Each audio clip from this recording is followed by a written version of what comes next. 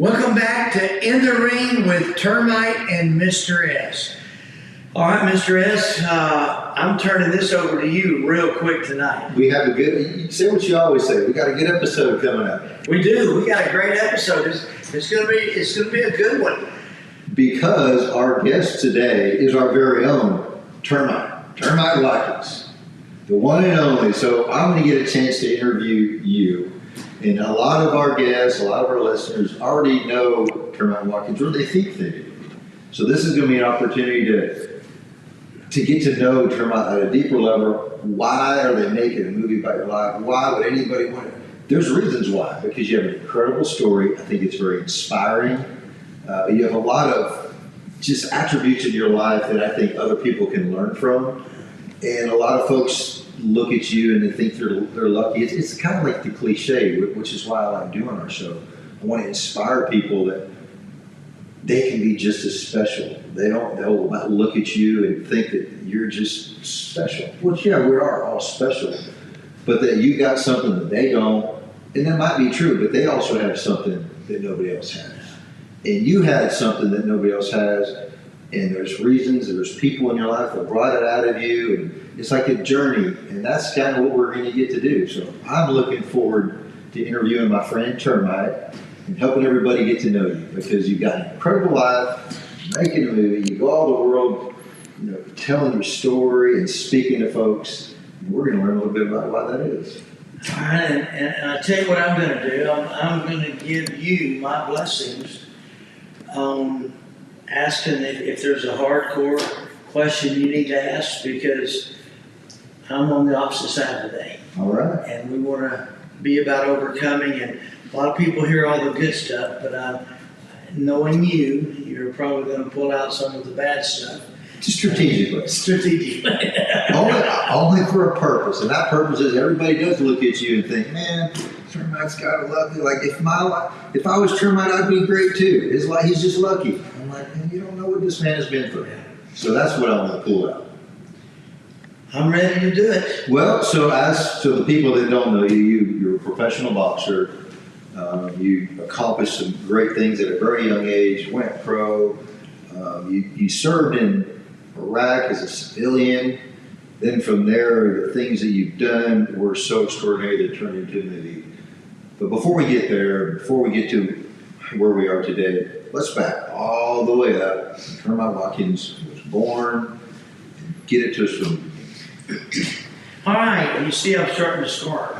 Because I'm going to come clean about a lot of things today, and I love talking about all the good things, but I'm also willing to talk about the things I'm not proud of.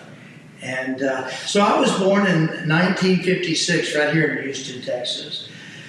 Born to Bill and Wanda Watkins. I had an older brother, Billy Watkins, or BJ Watkins. I had a younger sister. She's passed away, Carla Watkins. But I was born in 1956 right here. Grew up, and I always go into this. Back at that time, my dad was wild and crazy. And at a real young age, I saw things that kids shouldn't see. And I was following down that path to be like my dad. And that's all you knew at the time. That's something else. There could be the listeners now. Their dad could be not the most upstanding citizen, and that's all they know. So that's all you knew as a child. This is your dad. Yeah. You love him, and that's all you know. Love him to death, and I wanted to be like him. Of course. But, for those of you that know my dad, and many of you know what I'm fixing to say, and some of you don't, but my dad was a great man. I loved him to death, very close to him. And, but he was a gangster. And so the first several years of my life, I lived with a father being a gangster. I've seen him hurt people. I've seen him do things that he wasn't supposed to, and from drugs to alcohol. He was a cold alcoholic, and he was a mean alcoholic. I seen him do things once he got mean that kids shouldn't see, and kids shouldn't have it done to them. Right. And but then there was the other flip side, and I hope this hits the heart of people out there. There was the flip side of my dad that he loved us so much that he spent a lot of time with us. And he was a great dad when he wasn't drinking, wasn't smoking dope, wasn't taking dope, wasn't high. He was a great dad. He was a great dad when he was sober. He was a great person when he was sober. Great person. But when he was high, drinking, whatever, he run around my mom. He had multiple girlfriends. Life was a big party. I was with somebody today that they were talking. This particular man was one of the guys my dad used to run around with and party with. And, they had girlfriends and they had all that. Kids shouldn't see that. And you saw that at a young age. I saw it. Now, when you're young, this is, a lot of folks, that's all you know. Yeah. At what point, at what age did you start to think like, hey, this might not be normal? Or was it just so normal that you didn't even think anything of it until you got older? Or did you sense something even as a very young child that, hey, my other friends? At a very young child, I sensed something wasn't right. First of all, I seen him change from, when he was drinking alcohol. He'd become one person. When he was, I call it speeding, doing speed, he was another person. He'd go for 2 or 3 days straight. And when he was smoking weed, he was another person. He was a nice, loving person then. And I'm not supporting weed, but he was. At least he wasn't as crazy as the other. I loved it when he wasn't doing anything because he was a great dad. I mean, he was a dad that got involved with us. I'm talking about the bad stuff. My dad was also great in other ways. He got involved with us, and you dads out there, spend time with your kids. My dad got involved and my dad never played sports. My dad, at a young age, had to support his mom and dad, and so he went to work at a real young age. And not a lot of leisure time. Not a lot of leisure time. But yet my dad become a baseball coach. He'd never played baseball in his life. And he had this amazing way of winning and being able to win. He coached baseball 11 years. 10 out of 11 years, he won first place. Wow. And not ever even playing baseball. His never life. played baseball. He knew how to win. He knew how to inspire and encourage others. Exactly. And, I take after my dad with my boxers, my kids at the boxing gym. I want them to be in great shape. And it's one of my gripes and complaints is when my kids are not working hard enough. My dad would run us till we couldn't hardly stand up. And we hated it, we cried, parents got mad at it, people quit the team. But it was amazing. It was too hard on the kids. Yeah. And my dad wasn't one of those dads that everybody gets to play. If you play on this team, it's because you're needed and you can handle the job. One of the things today is I did it. Everybody gets to play. Everybody when I coach baseball, I let everybody be a winner. But the fact is, I don't know if I agree with that. It's tough. I mean, having my own kids, I could see the benefits of both sides. You want your kids to feel that way. And this struggle between wanting them to feel that way kind of artificially versus authentically, which means they need to authentically feel bad until they can authentically feel like they earned it. I'll admit that's tough to do. I can understand why our society has gone down this path. We want everybody to be a winner because having kids, I want my kids to feel that way too. But in the end, you end up doing a disservice. That's right. Helping them. You're robbing them from really what it takes to get them to try. Yeah, that's right. I agree with you. So, and it sounds like you had a dad that did not do that. He definitely taught you how to try and push and push. He pushed us so hard, and when we were tired, he'd push us harder. If we said we were tired, he'd push us harder. And you know, it was a bittersweet thing. I love my dad, and I thank God for my dad. And in some ways, I wish I could be more like him, without the drinking, Right. the women, the drugs, stuff like that. Because I did see things that kids shouldn't see. I can imagine. But the fact that you are who you are is a lot due to your father, who did push you. Yeah. You know, could you, this is always hard to say hypothetically, could you imagine becoming the boxer that you were without having a father that taught you to push as hard as you did? No, Mr. S, I couldn't have. Mr. S, my dad taught us to push. You know, for the people that don't know, a lot of people have heard this term before, and it's going to be boring to you. But when I first got into boxing, you've heard my story. I put the gloves on with 3 kids, 2 of them twin brothers. They beat the devil out of me. And then the man's son, Joe Dove's son, beat the devil out of me. And then they threw me in a fight that night. Well, they actually weighed in that night. The next night we fought, I got whipped again. Like you literally got into a ring. I really got into Not just a backyard or garage deal, in a ring. In the ring, got whipped again. And then my 5th time putting gloves on, I actually won. And parents, I urge you to help your kids be victorious without giving them the world, because victory is something that you want more of it. You want to, it makes you want more. And if you truly earn it. If you truly earn it. Now, Mr. S, what my dad did is, when we realized that wasn't the coach for me, my dad spent time and money and invested in getting me a coach. I had my own private coach, where everybody else had gym coaches. It's amazing. And his name was Kenny Weldon, one of the greatest coaches in history. Great fighter, but he had 47 national champions. He worked with 33 world champions, 34 I believe it was.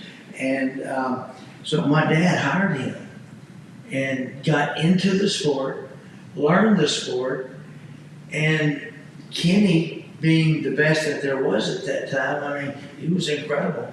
I was trained like a pro. And all of a sudden I went from getting whipped 4 out of 5 times, the first 5 times, to 65 fights I won straight. Because of a good coach. The good coach, but also my dad's conditioning. My dad, man, he believed in conditioning. In the baseball, when everybody else got tired, our team didn't get tired. Because you're preparing. You were conditioning to the point where the game was easier than the training was. That's right. And the training, the fight was actually easier than the training. And when I was 12, my dad was already getting me up 5 o'clock in the morning, taking me to run. And I'd run with the pros, because my dad ended up getting some pro fighters, and I'd run with the pros. And, I'd train like a pro, run with the pros, hung with the pros. And he was getting your mind to even think like a pro. That's right. He was molding me, and he was helping create me. And he learned that conditioning was the key, because he learned that I did have talent and that I was teachable. When I always tell everybody this, I was the most likely not to succeed. But but as I got good at it, I was a good student. I listened, I learned, I watched, and that's something that's not promoted today. Is make our kids watch, make our kids listen. It's not promoted like it used to be. We're gonna bring it back. Yeah. And so my dad put a lot into me, but he got a lot out. And all you parents out there, all you dads, put into your kids. You can't get anything out if you don't put in. Exactly. That's everything in life, especially children. Yeah. And Mr. S, I know people that their their dads and their moms, but in this case, we're speaking of dads, didn't invest any time or money. You know what? To be a good dad, you got to invest money Of course. into your kids. Too many dads are investing money in video games. Yeah. And Hulu subscription. Yeah. Without what they're doing for the children. And your dad, as flawed as he was, you've acknowledged all his flaws. He cared enough to take money that he could have used for other pleasures. Yeah. He said, I'm going to do this for my son. I'm sure the best coach wasn't cheap. No. But that's what he said, I'm going to invest this way into my child. Yeah. You know, this has been, I was 10 years old and I'm 68 now, so, you know, I was 10 years old, so what are we talking, 60 years ago? Yeah. Isn't that 58. right? 58 years ago. And 58 years ago, he was, I can remember the figure, he would pay him $200 a week. And 58 years ago, that was pretty good money. I imagine it was. And especially investing into your son. And your dad, you know, he was doing well financially, but we're not talking about some like super mega rich guy. No. I'm sure there was a sacrifice involved. Yeah. That $200 could have been used elsewhere, but he said, no, I'm putting this to my boy. Yeah. Now, back up for 1 second. The boxing, I remember the story with the neighbor, with the bill. At what point did your dad, how did the boxing, like you said your dad wasn't a boxer, he didn't do baseball at the time. Why all of a sudden did he just invite this deal with the kids in the garage? My dad, people have been telling that boxing might be a good sport for me because Okay. I fought a lot. As a kid, I watched my dad fight. Okay. I thought that's what you're supposed to do. When I was 4 or 5 years old, if a kid said something to me, I'd pick up a board and hit him. Because that's what your dad taught you to do. That's what he taught me. He taught me if I ever got whipped, I got another whipping when I got home. And he said, you better win. And now he also told me this. He said, if I ever catch you starting a fight, I'll bust your butt. And he would. And but he taught me to take up for myself. And I did. And so, but then when he gave his heart to Christ, when I was actually 3.5, 4 years old, somewhere in that area, he was an on and off again Christian. He'd be on fire for God, and then he'd be drunk for a year. And but at 10 years old, I was going the wrong direction, and I already got caught stealing, and a little Miss Nichols all over to death, the Uvalde Super. I had a racket going. I'd go in there. Me and another friend of mine, Dean, we would go in there and we'd steal candy. And he was a doctor's son, but we'd go steal candy and we'd go sell it at school. If it was a penny piece of candy or a nickel piece, we'd sell it for 10 cents or 50. Learn about margins. Little entrepreneur. Yeah. Margins. And when your cost is zero, the margins are pretty high. Oh yeah, profit. And it was all good until I got caught. Usually. When I got caught, and I wish it would go back to this way nowadays. I don't know that it ever will be, but when I got caught, Miss Nichols, I love her to death. She was a lady that helped change my life. She's gone no longer with us, but Uvalde Superette. I walked up to the counter, had a pocket full of candy, and she said, I paid for one piece of candy, and she said, Termite, what about that pocket full right there? Huh? Plain dumb. Yeah. What pocket? Yeah, what pocket? And she said, open that pocket and empty it here. So I did. She goes, what about that pocket? And what about your jean pocket? And the giveaway was it was during the summer, and we put a coat on. Right. Kind of like Yeah. summer in Houston. Yeah. Something ain't right. Yeah. So instead of calling the police or doing something like that, she picked up the phone because she knew our phone number. Hey, Bill, it's Miss Nichols. It's Superette. Can you come down here? Termite needs to tell you something. And, I want him to tell you stuff about him stealing from me. And so now he has time to build up and get upset, and he gets to the store and he said, "Tell me what you did." He made me tell what I did. And which was one of the greatest things. Do you know how hard it is to say, "I stole candy"? Yeah, just to say it. Yeah, It's hard to get my kids to say I'm sorry. Yeah, I stole candy. I knew what I was fixing to get. I didn't get whippings. I literally got beatings. And I'm talking about beatings. My dad, when he whipped us, if we were crawling around the floor, he hit us on the back, on the legs, on the Yeah, nowadays we're definitely frowned upon. Oh yeah. He'd get put in jail probably. So he started whipping me at the store, and he put me in the truck, slamming me with the belt all the way home because we don't live 2 blocks down. Got to my Belt whipping. Yep. And he whipped me in the store in front of everybody. And got home, whipped me all the way in, made me quit putting my hands back. If you put your hands back, I'll hit them. And my hands were sore, and my mama was crying, and my brother and my sister wouldn't even come out of their rooms. They're scared. Yeah. But it was one of the, I thank God for it. Yes, we're laughing now. Back then you were terrified, but now you can see some value. Oh, now I've never stole another thing in my life.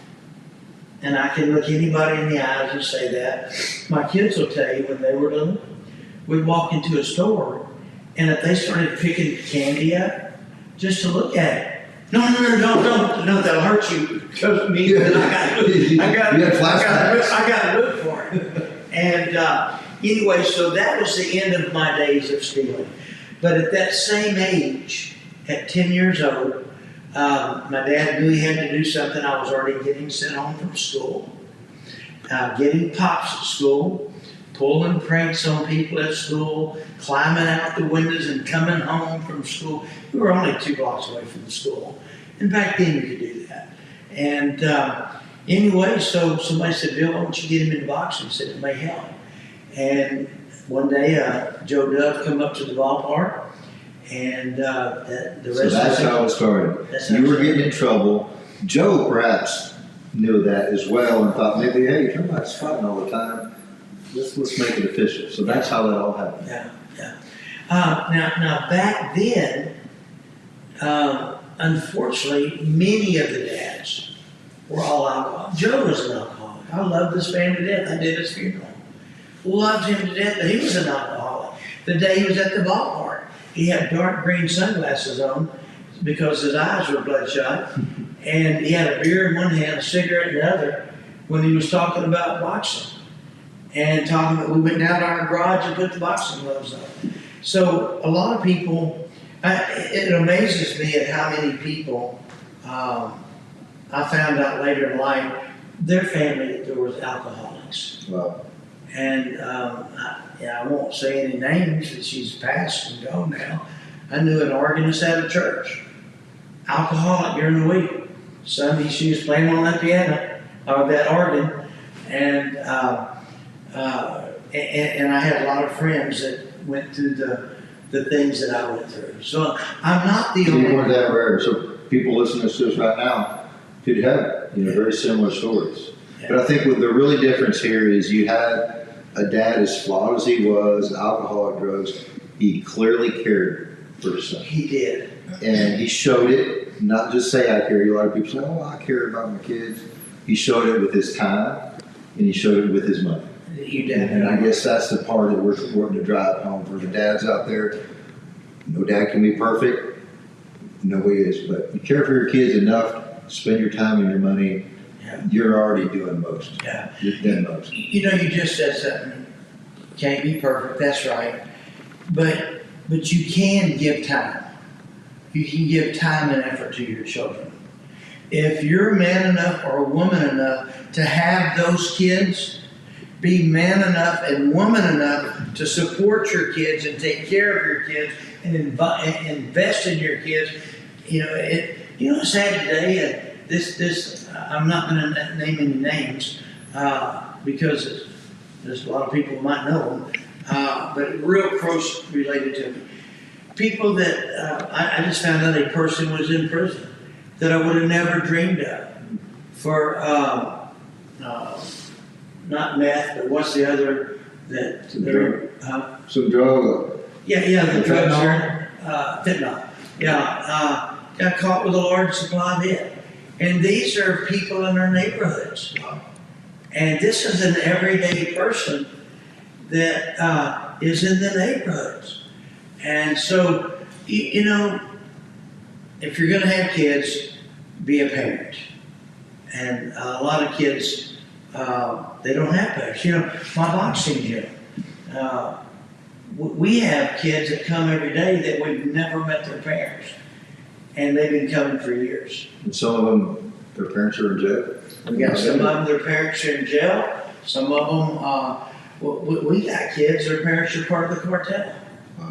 Yeah, no, we've shared some of those stories. Yeah, you've been there, you know. It's a Fighter Nation. Yeah. I would say it's definitely a ministry helping kids that don't have the same type of dad that you had. You're a father figure to many of those kids. I've been there, I've seen it. And that's something that I think is such a gift for those kids to receive. They have no idea. Yeah. And that's something that obviously your dad gave to you. But it's something that we're trying to inspire others to see the value of. That's why I'm just spending so much time on this part of the story, because the rest of the story, which we're going to get to, wouldn't even have occurred if it weren't, just for that, a father that cared enough. Yeah. And I just think that's something that it don't matter how poor you are, what you don't have, you can care enough. That's right. I do want to say this. I know it's getting close. But I want to give a shout out. My mom is no longer here, but my mama invested time into her kids. And parents, if you're going to have kids, be a parent. Invest time into your kids. And if you have the money, invest money, but for sure, invest time into your kids. And we say time, not just sit and watch TV with them. Yeah. That's not what we're talking about. We're talking about do something where the screen's not involved. Yeah. You know, I look back at it and I remember my mom used to cook me breakfast. Something simple as That she used to sit down and have breakfast with me. She cooked breakfast for me. And sat down and ate with me. And sit down and eat with me. And something as simple as that, that's kind of harder to come by. She, you know, when I wanted to go bowling, she'd go down there and we'd watch, the other. I mean, we'd go get our lanes, whatever. She'd sit back and cheer us on.